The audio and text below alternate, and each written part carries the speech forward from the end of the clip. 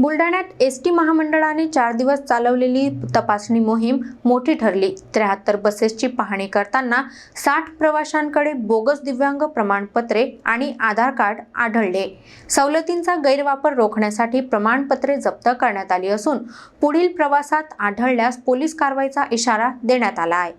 राज्यात एसटी महामंडळाकडून दिव्यांग, महिला आणि ज्येष्ठ नागरिकांना विविध सवलती देण्यात येतात। मात्र या सवलतींचा गैरवापर करणाऱ्यांविरुद्ध बुलढाणा विभागात मोठी मोहीम राबवण्यात आली।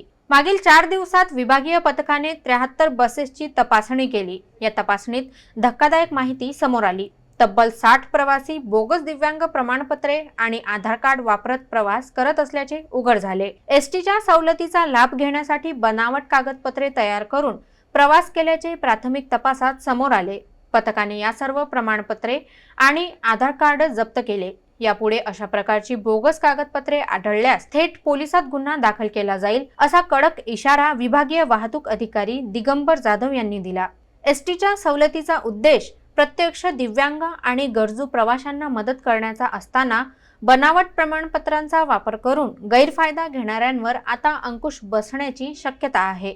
या कारवाईनंतर प्रवाशांमध्येही जागरूकता वाढली असून तपासणी मोहिमेचा परिणाम स्पष्ट दिसतोय।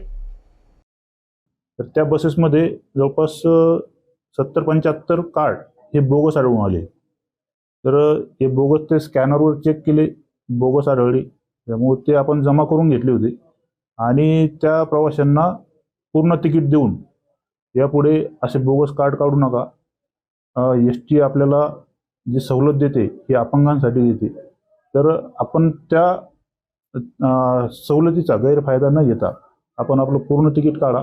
महिलांना 50% तिकीट आहे, त्यांना त्यांचा 100% फायदा होतोय आणि जे खरोखर स्ट्रॉंग लोक आहेत त्यांनी असं चुकीचं काम करू नये। जर असं यानंतर आढळून आलंच तर आपण त्यांच्यावर पोलिसात गुन्हे दाखल करणार आहोत, अशा सूचना आपण त्या प्रवाशांना दिलेल्या आहेत।